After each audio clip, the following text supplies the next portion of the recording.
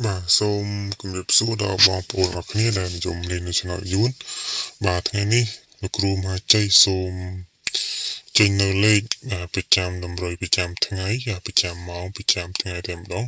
សម្រាប់បងប្អូនអរគ្នាដែលនិយមចាក់ Channel យួនបាទការរំលឹកដដែលគឺ Channel របស់លោកគ្រូក៏មានលេខ VIP ដែរតែលេខ VIP នេះគឺយើងចេញមួយថ្ងៃឲ្យតាមលេខទេដោយសារលេខនេះគឺយើងទិញពីគេមកអញ្ចឹងណាមួយខែគឺគេយកធូរថ្លៃដែរអញ្ចឹងមួយខែហ្នឹងគេឲ្យត្រូវប្រហែលជា2ឬក៏3លេខទេអញ្ចឹងនៅក្នុងខែនេះគឺយើងត្រូវបាន2ដងហើយដែលលេខដែលគេឲ្យហ្នឹងប្រហែលជាអាចនៅ2 3ដងទៀតណាក្នុងមួយសប្តាហ៍ក៏អាចឲ្យមួយអញ្ចឹងទៅ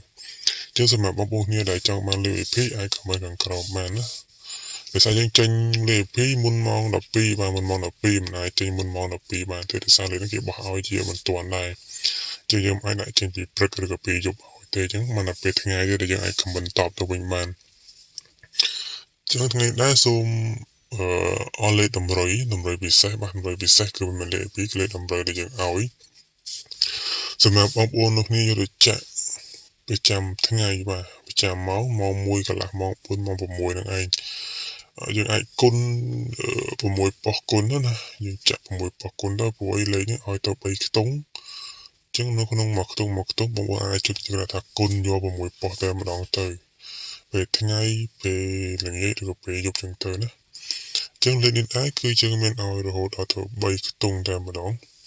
បាទគឺមានប៉ុស A ប៉ុស B ប៉ុស C ប៉ុស D យើងបាទបងប្អូនអាចទៅចាក់ទៅពេលយប់ពេលថ្ងៃតែម្ដងកុំចាក់តាមពេលមកពេលណាកុំថាឲ្យតែពេលព្រឹកហើយចាក់ទៅពេលថ្ងៃចឹងអត់បានទេតម្រុយហ្នឹងគឺយើងគុណគូមកតាមក្បួនរបស់គេដែរទេក្បួនជាងវិបផ្សាយរបស់គេមកតែម្ដងណាមិនមាននៅណាថាទូទាយទេគឺយើងមានក្បួនក្នុងការគិតចឹងគឺលេខខ្ញុំនឹងឲ្យចុងវីដេអូនេះតែម្ដងគឺមាន3ខ្ទង់ណាសម្រាប់លេខ3ខ្ទង់មកលេខ2លេខ